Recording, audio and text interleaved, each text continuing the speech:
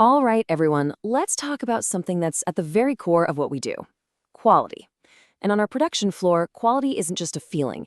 It's defined by one critical standard: IPC-A-610. So this explainer is going to be your practical guide to that standard. Our goal is to make sure every single assembly that leaves our hands meets the absolute highest level of excellence. Ready? Let's dive in. Okay, so here's a quick look at what we're going to cover. First, we'll break down the IPC-A-610 standard itself. Then, we'll get into the principles of inspection, how we actually look at these boards. After that, the fun part. We'll look at some real-world examples of common soldering defects for both SMT and through-hole. And finally, we'll wrap it all up by talking about how all of this helps us achieve the quality and reliability we're known for. All right, first up, the IPC-A-610 standard.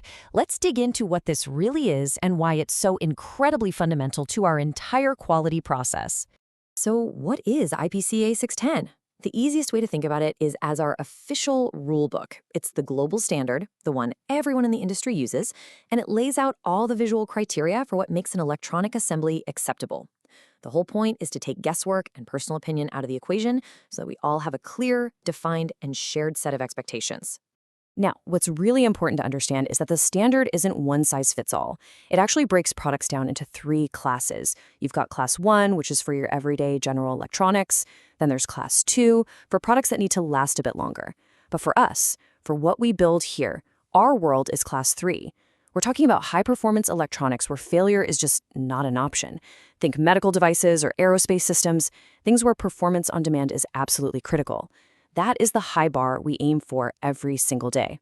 Okay, so we know what the standard is. Now let's talk about how we actually use it. This next part is all about the principles of inspection, which is really just the framework that keeps all of us, from brand new inspectors to seasoned veterans, on the exact same page. Whenever you're inspecting a board, every single thing you see is going to fall into one of these 4 buckets. First, you have the target condition. This is the dream, right? The picture-perfect textbook example.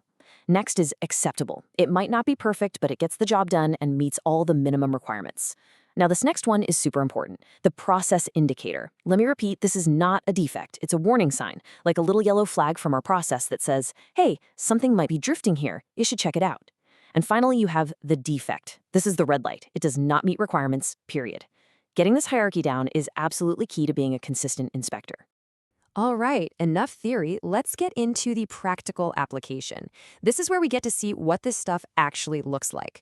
We're going to walk through some of the most common soldering defects you'll run into with surface mount technology. Okay, first up, we have a classic: non-wetting. Just look at that. You can see how the solder has completely failed to form a proper bond with the metal surface. It's pulled back, leaving the pad exposed. It's almost exactly like seeing water beat up on a freshly waxed car. A perfect visual for what's going on here. So why does this happen? Usually it's caused by some kind of contamination, like oxidation, or maybe a process problem, like using the wrong flux or not getting things hot enough. And the risk? It's huge. You're looking at a weak connection or maybe no electrical connection at all. Prevention really boils down to 2 things: keeping those surfaces perfectly clean and making sure our thermal profile is dialed in just right.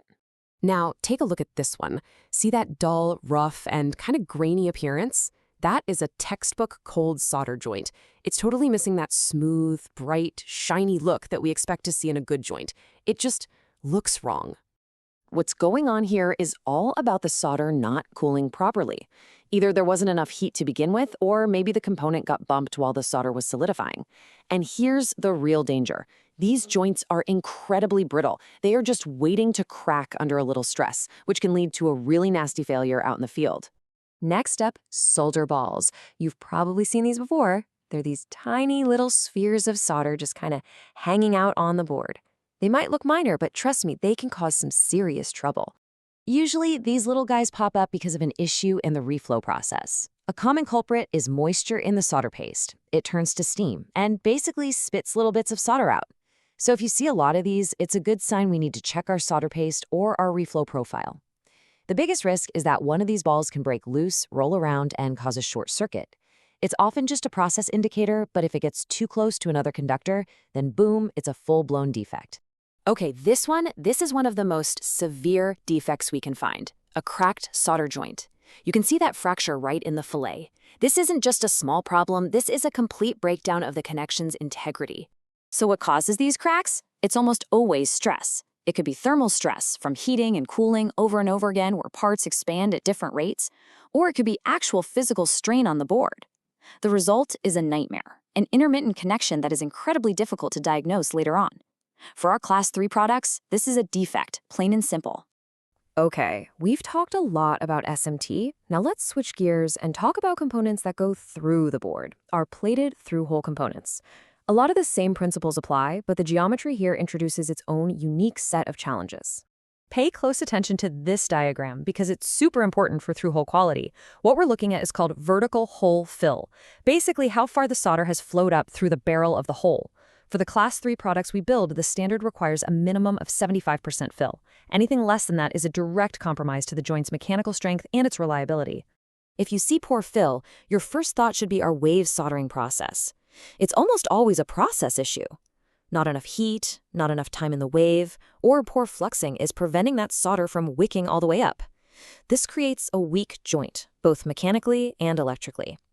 The good news is, this is something we have direct control over by tuning our process parameters. And just like with SMT, wetting is a huge deal for through-hole components. You can see it here on both sides of the board.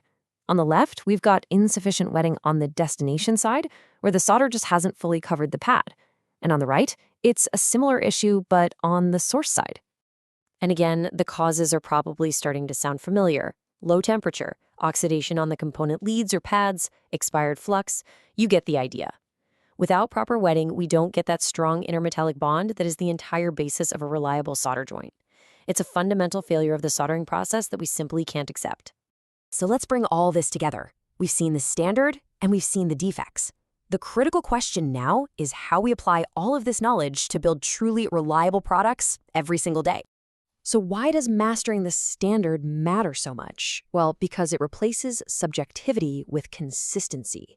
It means an inspector on first shift makes the exact same call as one on third shift. This consistency directly reduces costly rework, which in turn improves the long-term reliability and safety of our products.